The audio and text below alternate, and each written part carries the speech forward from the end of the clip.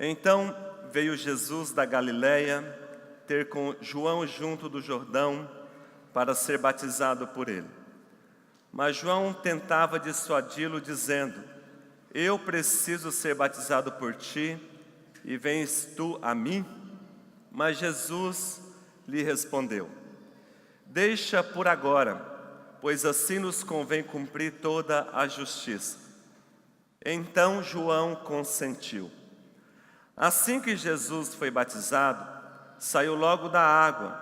Nesse instante, abriram-se-lhe os céus e viu o Espírito de Deus descendo como pomba e pousando sobre ele. E uma voz dos céus disse: Este é o meu Filho amado, em quem me comprazo. Capítulo 4. Então Jesus foi levado pelo Espírito ao deserto, para ser tentado pelo diabo. Depois de jejuar por 40 dias e 40 noites, teve fome. O tentador chegou-se a ele e disse: Se tu és o Filho de Deus, manda que estas pedras se transformem em pães. Respondeu Jesus: Está escrito: Não só de pão viverá o homem, mas de toda a palavra que sai da boca de Deus. Então o diabo o levou à cidade santa e o colocou sobre o pináculo do templo. Ele disse: Se tu és o Filho de Deus, lança-te aqui abaixo, pois está escrito: Aos seus anjos dará ordens a teu respeito, e eles te tomarão nas mãos, para que não tropeces em alguma pedra. Respondeu-lhe Jesus: Também está escrito: Não tentarás o Senhor teu Deus. Levou novamente o diabo a um monte muito alto e mostrou-lhe todos os reinos do mundo e o seu esplendor. E lhe disse: Tudo isso te darei, se prostrado me adorares. Então Jesus lhe disse: Vai-te, Satanás, pois está escrito: Ao Senhor teu Deus adorarás, e só a Ele servirás. Então o diabo o deixou, e chegaram os anjos e o serviram. Amém.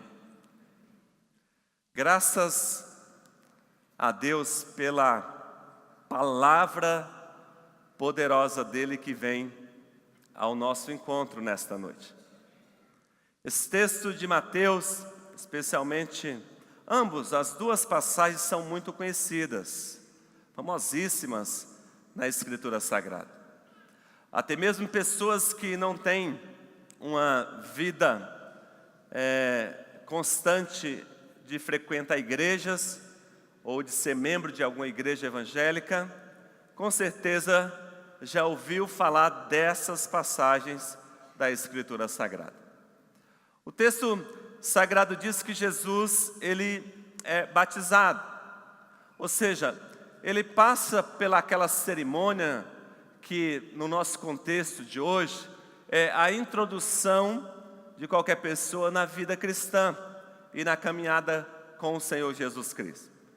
Jesus é batizado não porque precisava, porque Ele é Deus, é o Senhor Todo-Poderoso, mas conforme a gente lê o diálogo dele mesmo com o próprio João, Ele faz isso para cumprimento da palavra, cumprimento da Escritura e também para servir de exemplo para nós.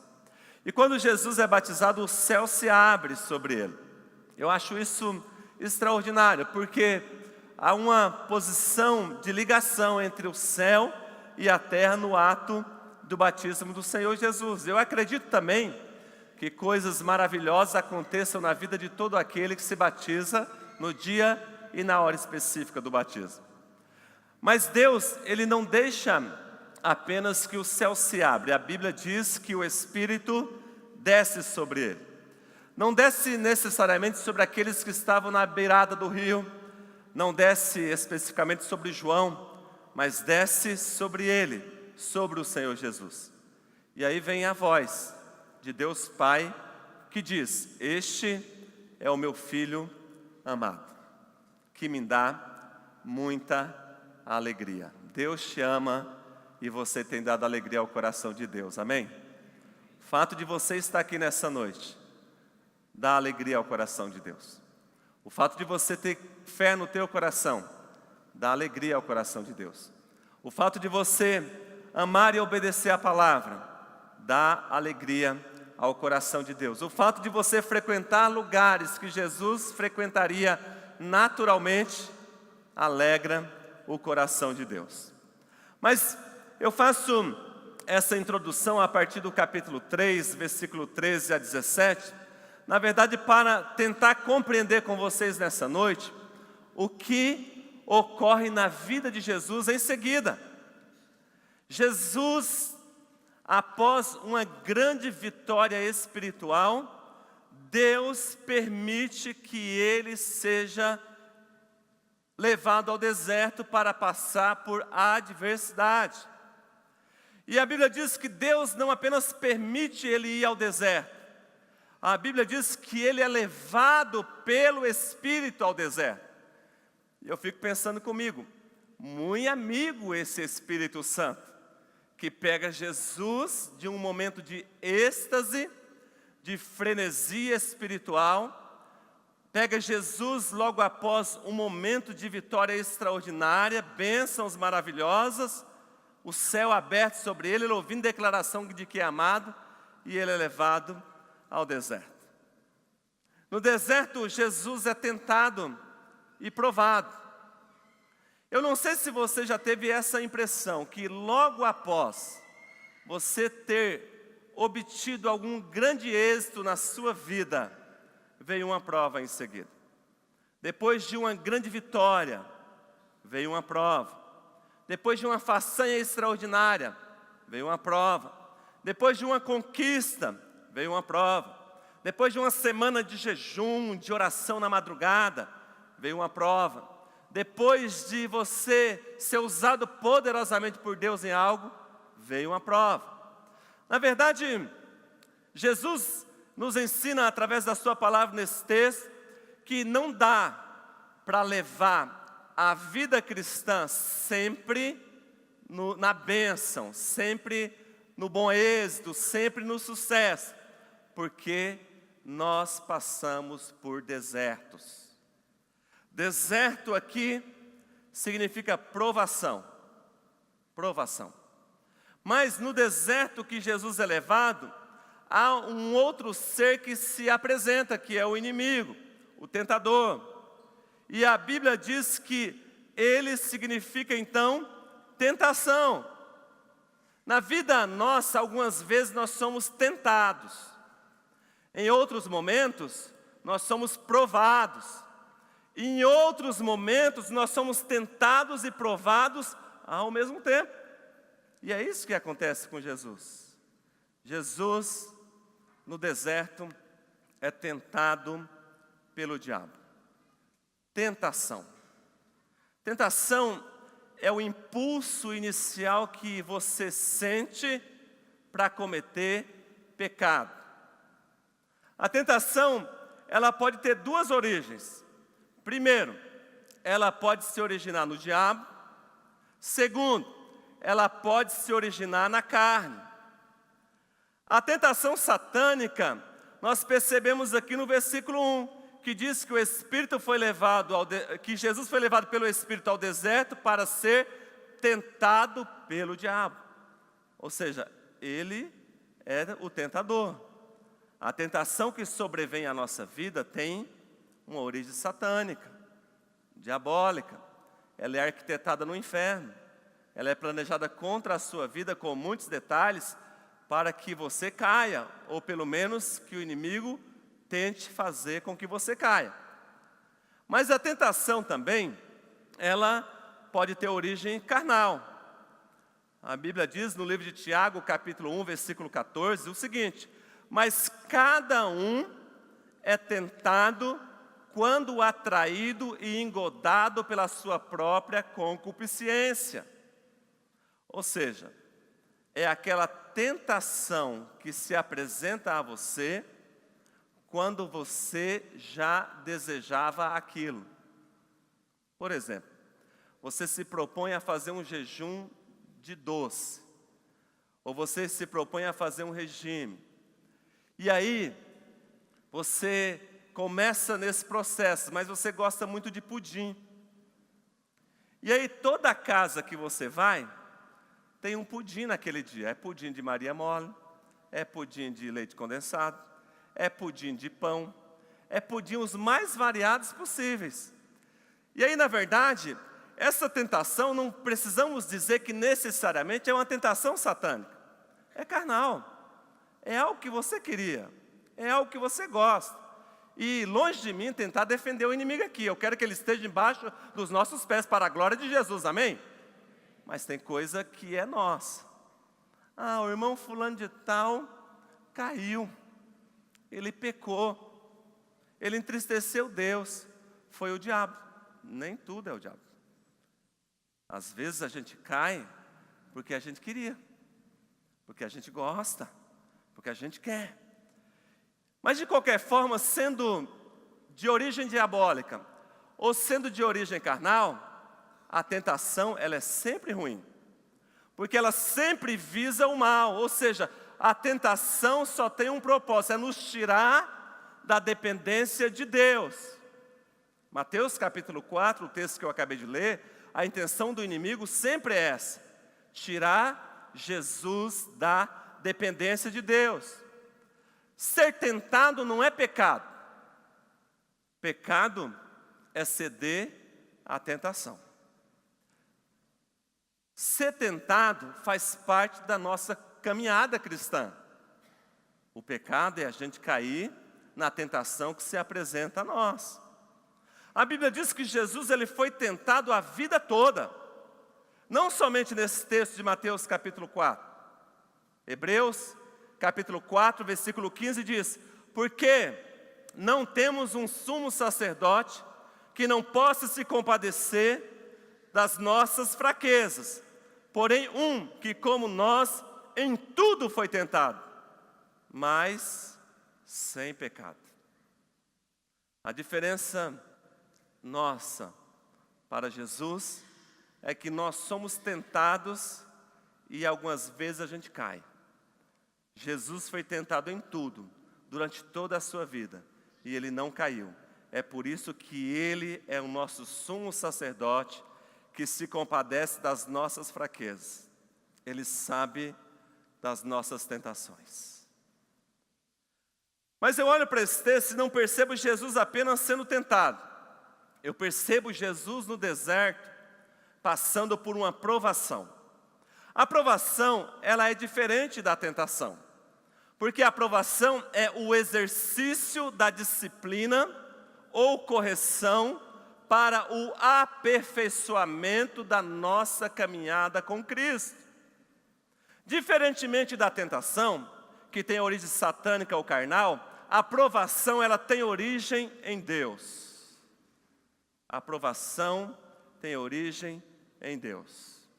Gênesis 22, versículo 1.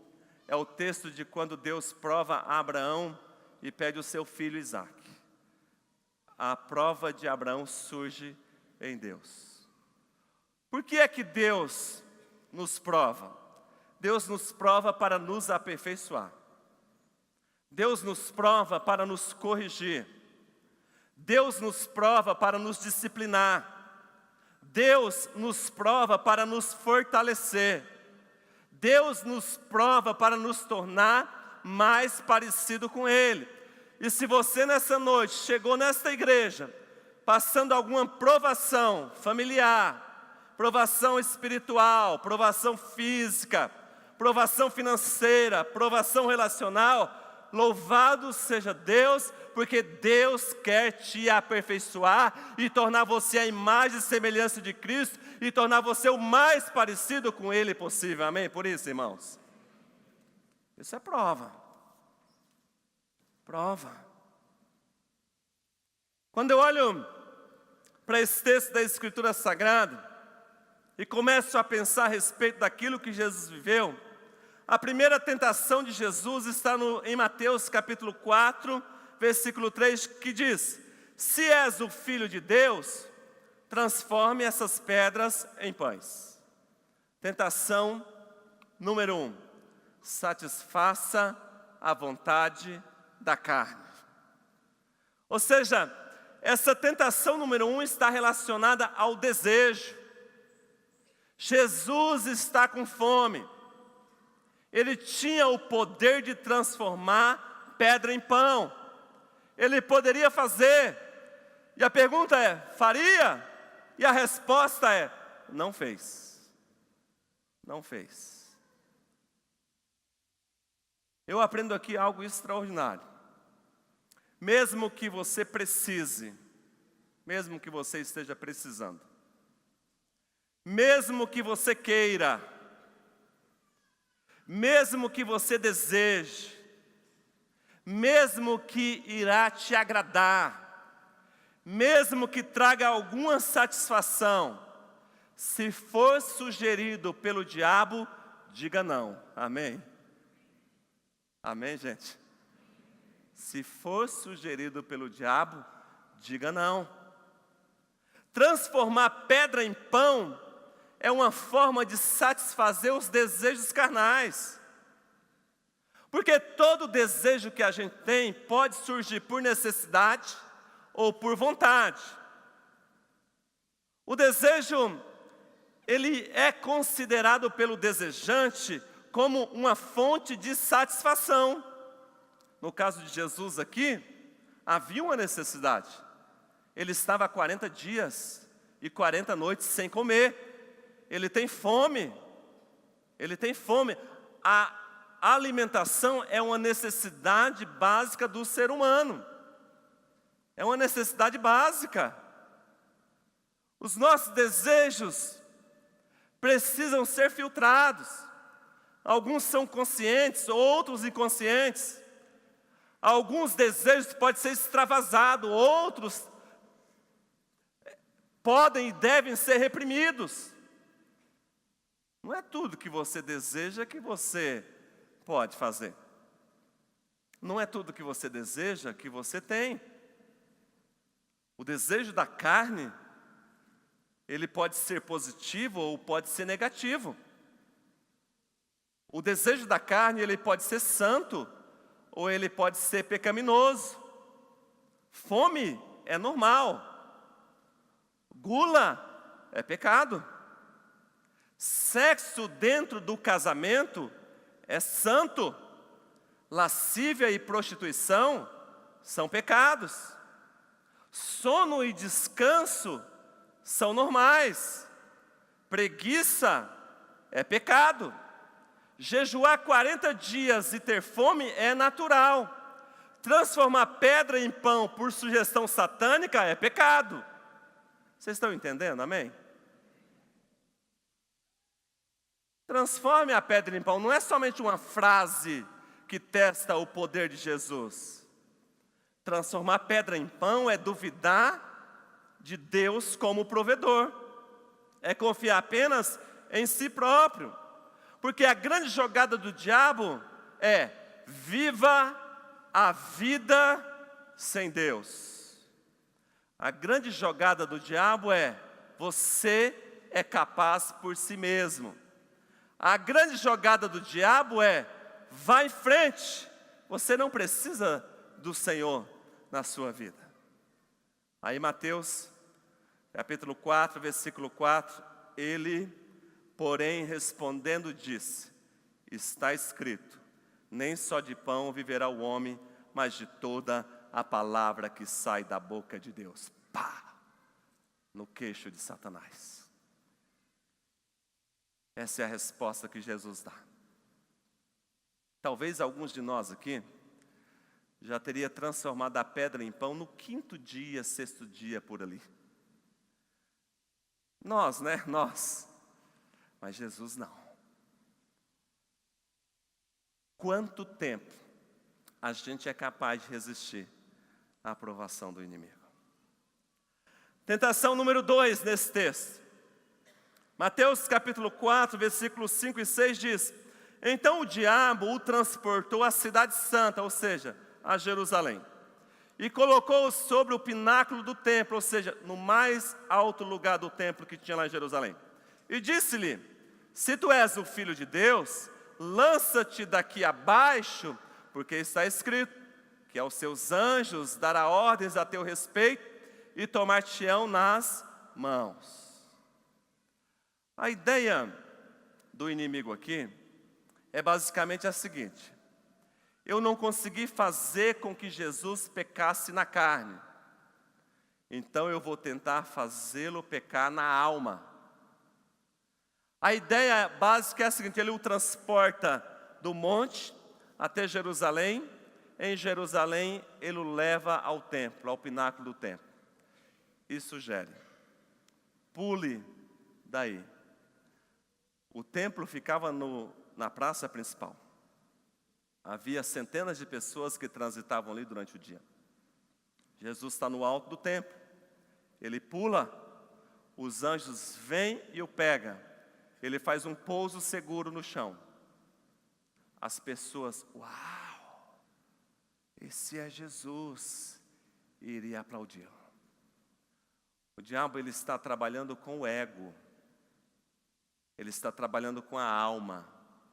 Ele está trabalhando com os sentimentos.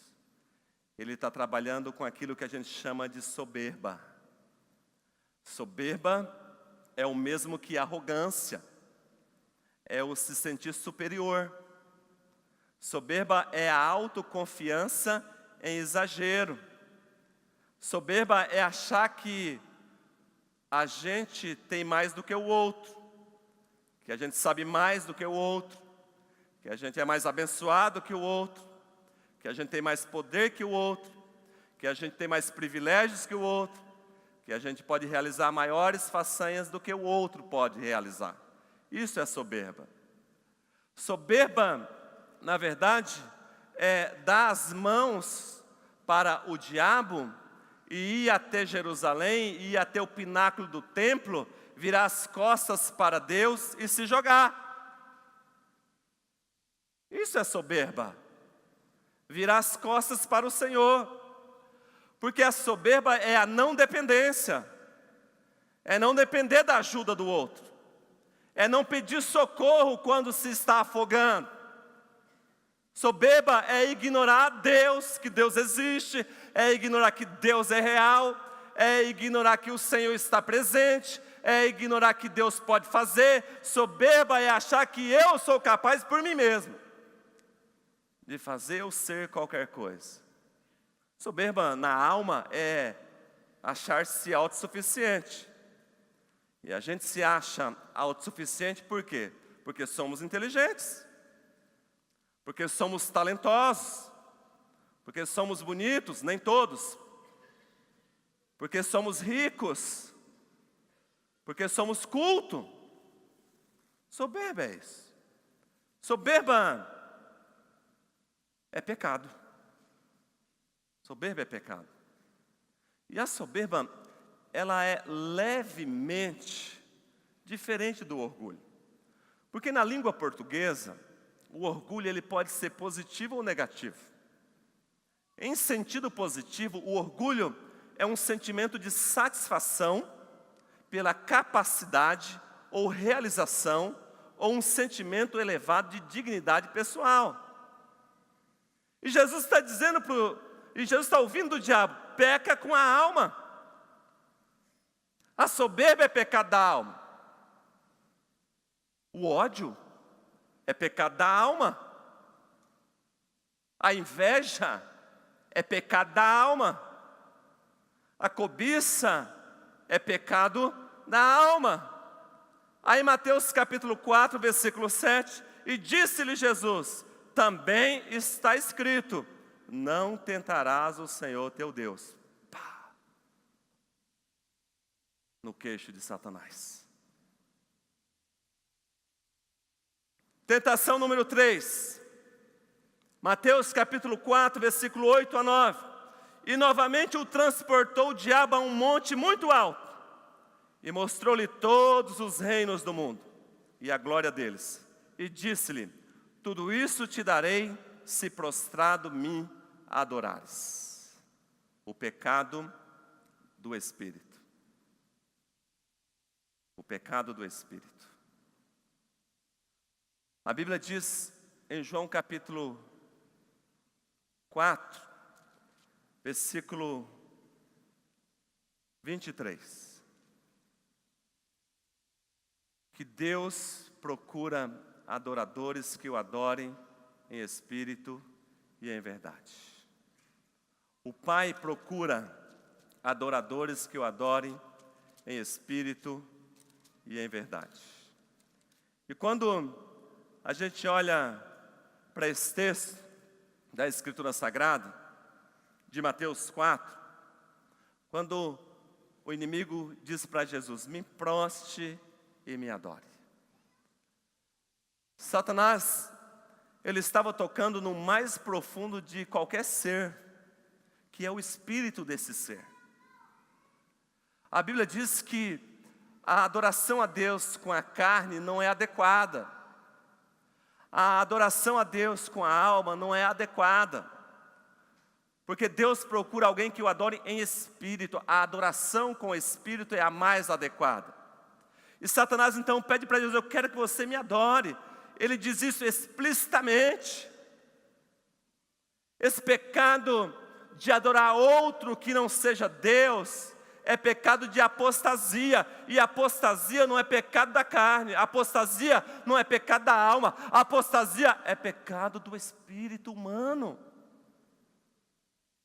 Apostasia é deliberadamente escolher não adorar a Deus.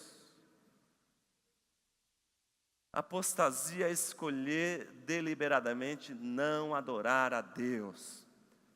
É dirigir adoração a outro ser que não Deus, ou a outra coisa que não Deus.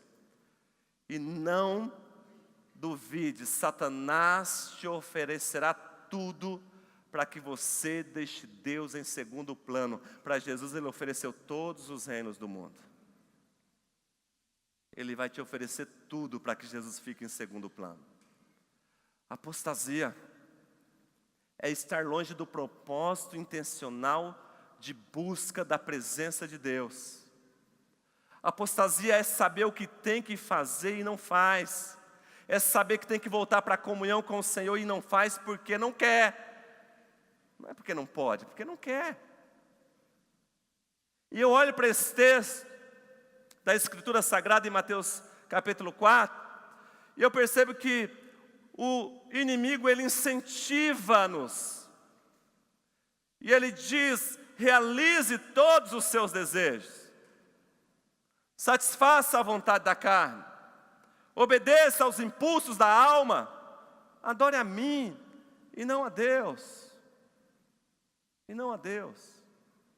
Como é que a gente sabe se é Deus falando ou se é o diabo que está falando conosco? Porque uma das grandes dúvidas nossa é essa. É ter esse discernimento. Quem é que está falando comigo? É Deus ou é o diabo? Essa resposta é muito mais fácil do que você pensa. Sabe por quê? Porque o diabo, ele sempre vai nos incentivar naquilo que queremos e naquilo que nos agrada. Deus pede coisas que vão contra a nossa carne. Me desculpem a ironia, mas na relação de falar conosco, o diabo é um fofo, ele é um querido. Porque ele diz para você: não perdoe. Isso é tudo que a gente quer. Ele diz para você: se vingue. Isso é tudo que a gente quer. Ele diz para você: não satisfaça a vontade da carne. Satisfaça a vontade da carne. É tudo que a gente quer. Ele diz para você: peque. É tudo que a gente quer. Então, como é que a gente sabe se é o diabo ou Deus falando com a gente? Agradou? Está no coração de forma bem agradável? Você não vê a hora de fazer? Toma cuidado, é o diabo. É o diabo. Sabe por quê? Porque Deus, ele sempre nos pede coisas que vai contra aquilo que a gente quer. Quer ver? Alguém te ofendeu, aí Deus diz para você: perdoa. Não, não deve ser Deus. Você está louquinho para fazer algo que a palavra de Deus mostra como é errado. Aí Deus diz, não, não faz. Aí você fala, poxa Deus, o Senhor é um estraga prazer. Você viu como é fácil saber quando é Deus e quando é o diabo? É fácil, gente. Ah, pastor, eu pequei, me confundi, achei que era Deus. Confundiu nada. Concupiscência da carne, era vontade de fazer. Você não me engana, não. É fácil. Vai mexer com a sua estrutura. Vai te quebrantar. Vai contra a sua natureza carnal e pecaminosa. Vai a favor dos princípios da Escritura Sagrada. Vai, às vezes, causar uma tristeza inicial. Vai, às vezes, gerar lágrima no teu coração. É Deus, é Deus, é Deus. Porque Deus não nos prometeu o caminho fácil. Não nos prometeu o caminho fácil. Agora, se você está nadando de braçada, tudo está dando certo, está fazendo um monte de coisa, ofendendo um monte de gente, não sei o que, está acelerando o processo, é o diabo, toma cuidado. O que o diabo disse para Jesus? Jesus, está com fome? Estou. Transforma a pedra em pão. Aí Deus diz, não, não. Mas Senhor, eu estou com fome. Não, não. Pula do pináculo do templo, o diabo diz. Aí Deus diz, não, não. Aí o diabo diz, próximo me adora. E Deus diz, não, não. Gente, nesse texto, qual que era a vontade da carne? Jesus estava em carne, como homem, ser humano, como pessoa. A vontade da carne é obedecer tudo aquilo que o inimigo queria que ele fizesse. Mas a vontade de Deus era outra. O diabo tenta fazer com que Jesus peque na carne, com que Jesus peque na alma, com que Jesus peque no espírito. Aí Jesus todas as vezes diz, não, está escrito, não, está escrito, não, está escrito. Aí Paulo diz em Efésios capítulo 5, versículo 23, que o Deus de paz vos santifique em tudo, e apresentei-vos a Ele, espírito, alma e corpo irrepreensível.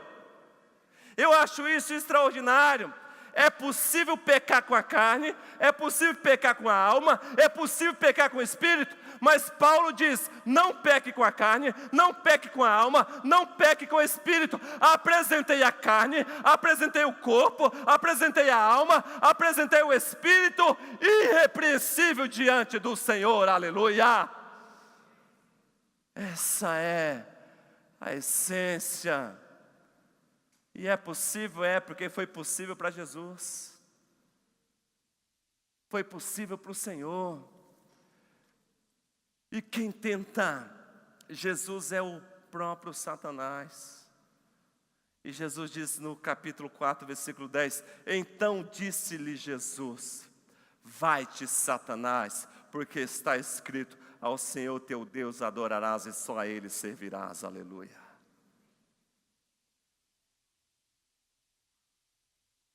Enquanto Satanás tentava Jesus na carne, ele disse, está escrito. Enquanto Satanás tentava Jesus na alma, ele disse, está escrito. Mas quando Satanás tentou Jesus no espírito, Jesus fica com uma indignação santa e diz, vai-te Satanás. E Satanás vai. E Jesus disse, adoração e servidão somente a Deus. Adoração e servidão somente a Deus. Aí o versículo 11, então o diabo deixou, e eis que chegaram os anjos e o serviram. Eu acho isso extraordinário. Jesus dá ordem e Satanás sai. E sabe por que eu acho isso extraordinário? Porque Lucas capítulo 10, versículo 19 diz, eis que vos dou poder para pisar serpentes e escorpiões, e toda a força do inimigo, e nada vos fará dano algum, aleluia. Nada. O poder que Jesus tinha era o poder do Espírito Santo para fazer com que Satanás batesse em retirada.